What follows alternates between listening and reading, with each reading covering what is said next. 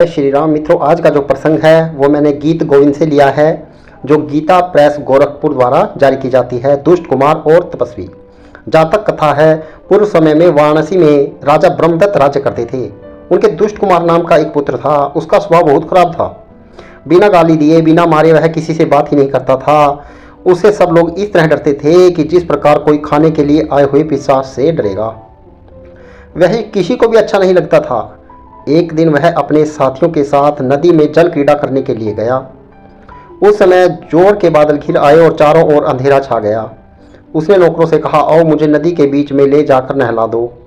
उन्होंने उसे वहां ले जाकर सलाह की कि यदि हम इस दुष्ट कुमार को यहाँ मार डालें तो राजा हमारा कुछ भी नहीं बिगाड़ सकता। ऐसा विचार करके उन्होंने उसे पानी में डुबो दिया और वे लौटकर वापस आ गए। राजा ने उससे पूछा, कुमार कहाँ हैं? उन्होंने उत्तर दिया, देव कुमार बादल आया देखकर पानी में डुबकी लगाकर आगे निकल आया था। अंधेरे में हमें वह नहीं दिखाई दिया। हमने सोचा कि वह आगे चला गया होगा, इसलिए हम आ गए। राजा ने आज्ञा दी, नदी के किनारे जाओ और उसकी खोज करो। लोगों ने जहाँ तहाँ खोज की, किंतु किसी को भी कहीं कुमार दिखाई नहीं दिया। जब वह उस काली बदली और वर्षा की नदी में बहता हुआ जा रहा था, उसने एक लक्कड़ देखा। वह उस पर बैठ गया और रोने लगा।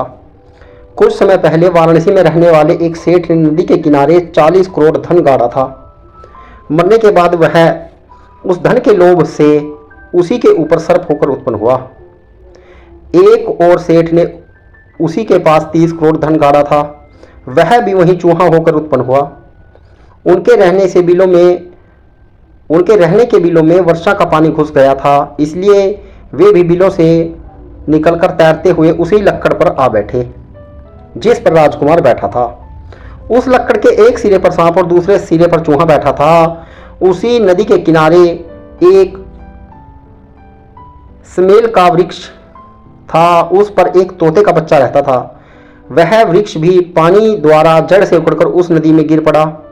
पानी में भीगने के कारण वह तोते का बच्चा भी न उड़ सका और उसी एक और जा लगा।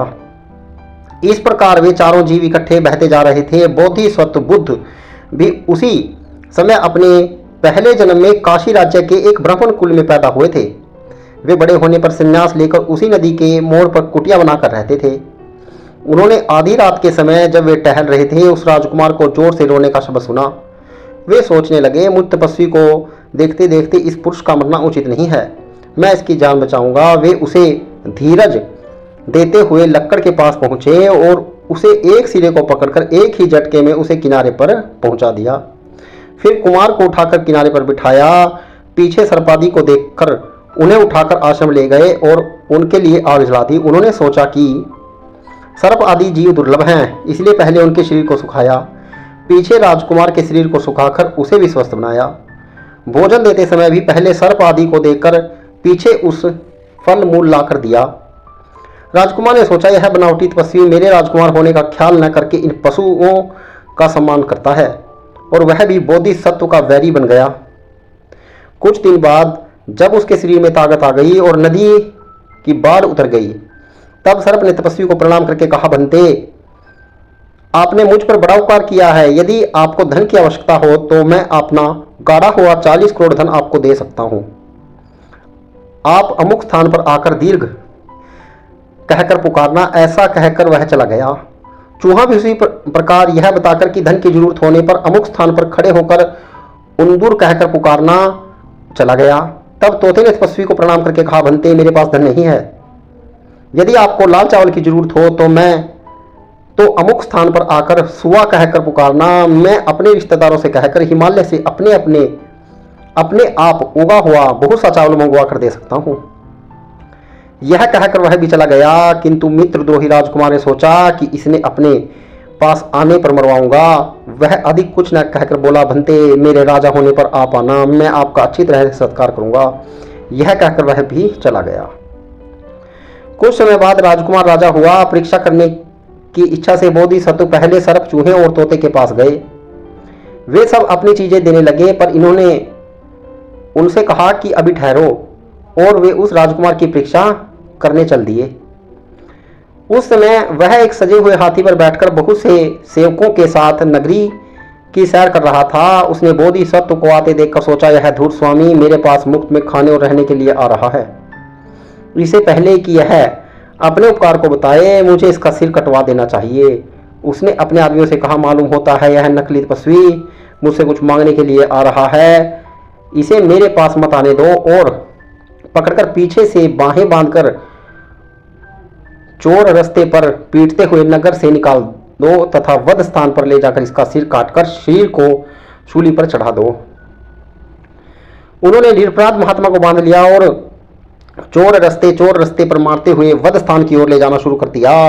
बोधिसत्व पर जब मार पड़ी तब वे माँ बाप कुछ न चिल्लाकर निर्विकार रहकर यह कहते, कुछ बुद्धिमान आदमियों ने सत्य ही कहा है कि किन्हीं आदमियों को पानी से निकालने की अपेक्षा लकड़ी को निकालना अच्छा है। जब नागरिकों ने उस तपस्वी का इस प्रकार कहते सुना तब उनमें जो विद्वान पुरुष थे उन्होंने कहा, हे सन्यासी, क्या तूने हमारे राजा का कोई उपकार किया है? बोधिसत्व ने उत्तर दिया, इसे बाढ़ से निकालकर मैंने स्वयं ही अपने लिए दुख मोल लिया है। मैंने पुराने बुद्धिमानों के कहने के अनुसार काम नहीं किया। यह सुनकर नगर निवासियों ने सोचा, यह मित्रद्रोही राजा इस प्रकार के गुणवान और अपनी जान बचाने वाले महात्मा का कुछ भी उपकार नहीं मानता। इसके कारण हमारी क्या उन्नति होगी? यह सोचकर सब लोग क्रोध में चारों ओर से उठ खड़े हुए। उन्होंने तीर, शक्ति, पत्थर, मुदगर आदि के प्रहार से हाथी पर बैठे हुए उस कृतघ्न राजा को मार डाला और उसके पैर पकड़कर घसीटते हुए खाई के ऊपर डाल दिया। दुष्टता के कारण ही उस राजकुमार को नदी में फेंका गया था, फिर भी उसने अपनी दुष्टता नहीं छोड़ी, जिसके फलस्वरूप उसे अपनी जान से हाथ धोना पड़ा। दुष्ट मनुष्य किसी का उपकार नहीं मानते और सज्जन मनुष्य सदा दूसरों के उपकार में लगे रहते हैं। अंत में दुष्ट कुमार ने अपनी करनी का फल पाया और जनता ने बोधिसत्व का राज तिलक कर उन्हें राजा बना लिया और वे धर्म के अनुसार राज्य करने लगे। एक दिन बहुत से आदमियों के साथ सर्प आदि की परीक्षा करने के विचार से उनके स्थानों पर गए। सर्प ने अपना 40 करोड़ का सोना और चूहे ने अपने 30 करोड़ का सोना उनको भेंट कर दिया। उन्होंने यह सब धन अपने मंत्रियों को सौंप दिया। तोते ने भी उनके चरणों में प्रणाम कर पूछा, स्वामी क्या चावल मंगवाऊं? उन्होंने कहा, इसे आवश्यकता होने पर मंगवाना। आओ साथ लें। ऐसा कहकर वे तीनों प्राणियों को अपने साथ नगर में ले आए। उन्होंने धन को सुरक्षित रखवा दिया और सर्प के रहने के लिए एक सोने की नाली, चूहे के लिए स्टाफी की गुफा और तोते के लिए सोने का पिंजरा बनवाया। राजा प्रतिदिन सर्प और तोते के भोजन के लिए सोने की थालियों में मीठे खील और चूहे के लिए सुगंधित चावल दिलवाता था तथा दान पुण्य करता था। इस प्रकार वे चारों मित्र आयु रहते मिलजुल कर प्रसन्नतापूर्वक रहे और आयु के अंत में यथाक्रम परलोक गए।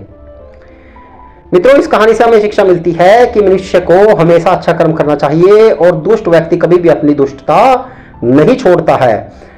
कहानी शिक्षाप्रद है। अच्छी लगे तो शेयर कीजिएगा। जय श्री राम।